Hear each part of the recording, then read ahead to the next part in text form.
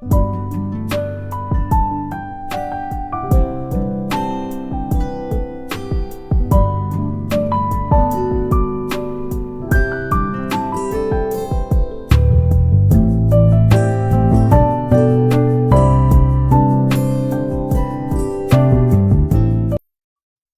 দর্শক মণ্ডলী, খুবই একটা ভালো খবর নিয়ে চলে এলাম তোমাদের জন্যে।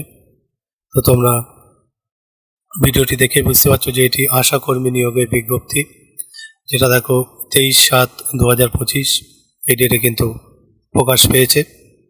তো আমি এটা কল্যাণী নদিয়া জেলার একটি বিজ্ঞপ্তি তোমাদের সামনে তুলে ধরছি। আজকে সমস্ত ডিটেলস আমি জানাবো, তোমরা কিন্তু ধীরে ধীরে দেখতে থাকবে।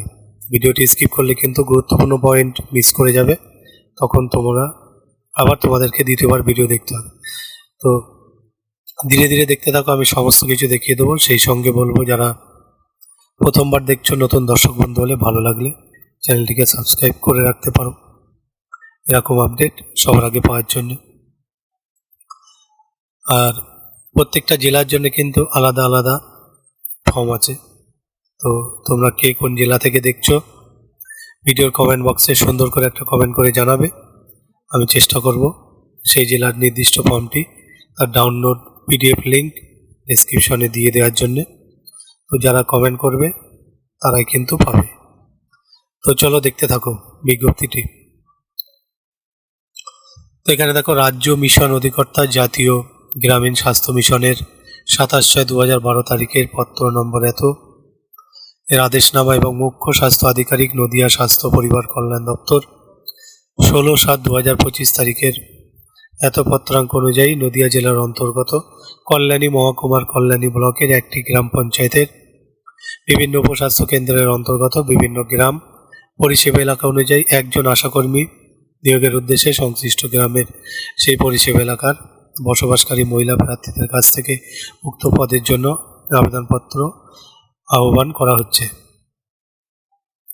তো কিছু শর্তাবলী আছে, অনেকগুলো শর্তাবলী আছে, খুব গুরুত্বপূর্ণ। এগুলো যদি ফুলফিল করে তবেই তোমরা যোগ্য, আদারওয়াইজ তোমাদের অ্যাপ্লিকেশনটি কিন্তু ক্যান্সেল হয়ে যাবে। তো 1 নম্বরটি দেখো, কেবলমাত্র বিবাহিত বিধবা আদালত কর্তৃক ডিগ্রি মূল্যে বিবাহ বিচ্ছিন্ন মহিলারা আবেদন করতে পারবে।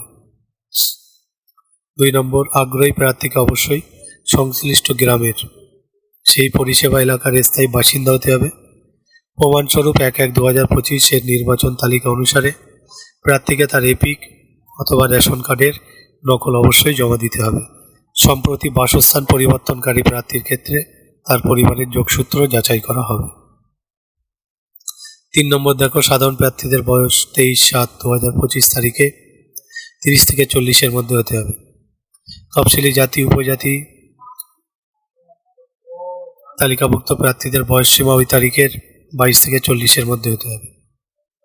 4 নম্বর, প্রার্থীকে অবশ্যই মাধ্যমিক বা সমতল পরীক্ষায় উত্তীর্ণ হতে হবে। উচ্চতর শিক্ষাগত যোগ্যতার প্রার্থীরাও আবেদনকারী হিসাবে বিবেচিত হবে। এক্ষেত্রে মাধ্যমিক বা সমতল পরীক্ষার প্রাপ্ত নম্বরই বিচার করা হবে। উচ্চতর শিক্ষাগত যোগ্যতা থাকা প্রার্থীদের উচ্চশিক্ষার কোনো মূল্যায়নে বা বিবেচনার সুবিধা থাকবে না।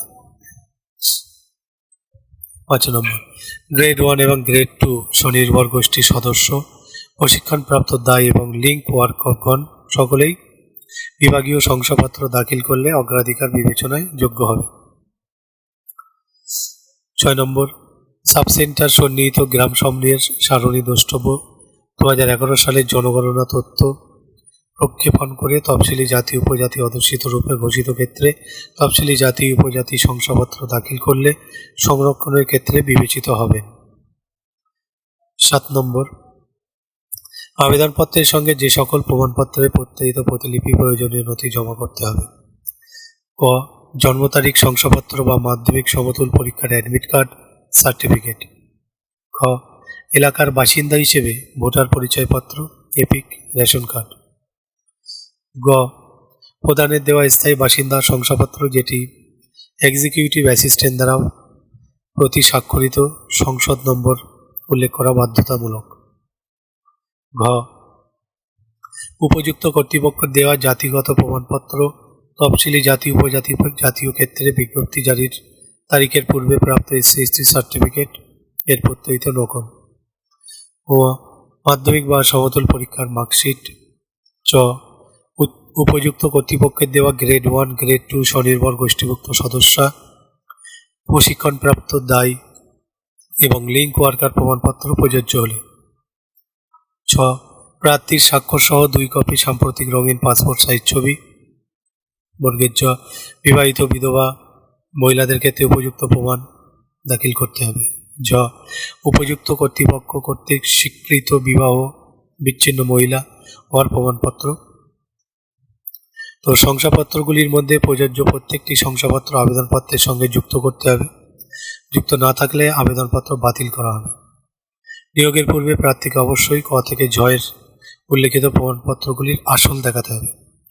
তো শুধু জেরক্স জমা দিলে হবে না, আসল সঙ্গে করে নিয়ে যেতে হবে, দেখাতে হবে। 8 দেখো উপরিউক্ত শর্ত পূরণকারী প্রার্থীদের ইন্টারভিউয়ের তারিখ সময় স্থান উল্লিখিত পত্র যোগ্য প্রার্থীদের ঠিকানায় ডাকযোগে প্রেরণ করা হবে। 9 নম্বর অসম্পূর্ণ ত্রুটিপূর্ণ আবেদন খারিজ যাবে, পরবর্তীকালে অনুরোধ উপরোধ বাঞ্ছনীয় নয়। 10 আবেদনপত্র সংগ্রহ করার স্থান সংশ্লিষ্ট বিডিও অফিসে, SD অফিসে, BMOH অফিসে যোগাযোগ করুন প্রতিদিন অফিস চলাকালীন সময়ের মধ্যে। তো এই সমস্ত office BDO office, SD office, BMOH office থেকে কিন্তু আবেদনপত্র সংগ্রহ করা যাবে, তোমরা সেখান থেকে কিন্তু ফর্ম পেয়ে যাবে। 11 আবেদনপত্র জমা দেওয়ার স্থান সংশ্লিষ্ট সমষ্টি উন্নয়ন আধিকারিকের করণ, যেটা বিডিও বলা হয়, বিডিও অফিসে প্রতিদিন অফিস চলাকালীন সময়ের মধ্যে, শনি রবি ও সরকারি ছুটির দিন বাদে। 12 আবেদনপত্র সংশ্লিষ্ট বিডিও অফিসের নির্ধারিত কাউন্টারে সরাসরি অথবা ড্রপ বক্সে সিল খামে জমা করতে হবে। ডাকযোগে, ইমেল বা অন্যান্য মাধ্যমে আবেদনপত্র জমা নেওয়া হবে না। 13 আবেদনপত্র জমা দেওয়ার শেষ তারিখ 11/8/2025 বিকেল 4টা অবধি। আবেদনপত্রটি সংযোজনী 1 এবং চাকদা ব্লকের আশাকর্মীদের শূন্যপদের তালিকা সংযোজনী 2 যুক্তকরণ করা হবে। এবার দেখো আমি ফর্মটি দেখিয়ে দিচ্ছি। তো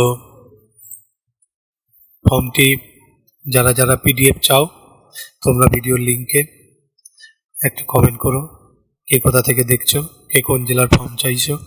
আমি জোগাড় করতে পারলে নিশ্চয়ই সেই জেলার ফর্মটি তার PDF সহ ভিডিও ডেসক্রিপশনে দিয়ে দেবো, তোমরা সরাসরি এক ক্লিকের মাধ্যমে ডাউনলোড করে নিতে পারবে।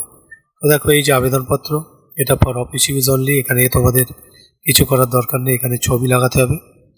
এখানে বলছে পিন স্টাপলার বা সেলাই করা যাবে না, আঠা দিয়ে লাগাতে হবে। তারপর এখানে দেখো নিজের নাম, এখানে গ্রাম, তারপরে পঞ্চায়েত অন্তর্গত কোন পঞ্চায়েত, আশাকর্মী পদের জন্য আবেদন দাখিল করছো, তারপর এখানে নিজের নাম, এখানে মহকুমা দেবে, স্বামীর নাম, পিতার নাম, তারপর এখানে জন্ম তারিখ, বয়সটা 23/7/2005 অনুযায়ী হিসাব করে বসাবে। এরপরে দেখো সাধারণ বসবাসের ঠিকানা, সেই ঠিকানাটা পূরণ করবে, এটা সংসদ নম্বর এখানে দেবে। তারপরে এগুলো সব কিছু করবে। SC/ST সার্টিফিকেট থাকলে রেশন কার্ড নম্বর, আধার কার্ড নম্বর দেবে। সাব সেন্টার থেকে তোমার বাড়ির ঠিকানা, হাঁটা পথে কত দূরত্ব সেটা লিখবে। পরে দেখো আবেদনকারীর বিবাহিতার, জীবিত স্বামীর ইত্যাদির সচিত্র পরিচয়পত্র এখানে দিতে হবে, তার অংশ নম্বর এখানে, ক্রমিক নম্বর এখানে দেবে। ঠিক আছে। তারপর মাধ্যমিক বা সমতল পরীক্ষার বিশদ বিবরণ অতিরিক্ত বিষয় ছাড়া, পরীক্ষার নাম, কোন বোর্ডে পাশ করেছো, পরীক্ষার সেই সাল, মোট কত নম্বর পেয়েছো, প্রাপ্ত নম্বর এখানে দেবে, তার পার্সেন্টেজ কত, সর্বোচ্চ শিক্ষাগত যোগ্যতা এখানে দেবে। তো যে সকল নথি আবেদনপত্রের সাথে দেবে খুব গুরুত্বপূর্ণ, স্ক্রিনশট করে রাখতে পারো। এখানে 9খানা নথি দেওয়া আছে, আর এখানে আবেদনকারী তোমাদের একটা সিগনেচার হবে এখানে। ঠিক আছে। তো বন্ধুরা এই ছিল সম্পূর্ণ ভিডিওটি। তো ভালো লাগলে জব নিউজ চ্যানেলটিকে সাবস্ক্রাইব করে রেখো এরকম আপডেট সবার আগে পাওয়ার জন্য। আশা করি ভালো লেগেছে ভিডিওটি এখানে শেষ করব। সকলে ভালো থেকো, আর অবশ্যই বাবা মায়ের প্রতি যত্নবান হও, তাদের যত্ন নিও। তো শেষ করছি এখানে, ধন্যবাদ সকলকে।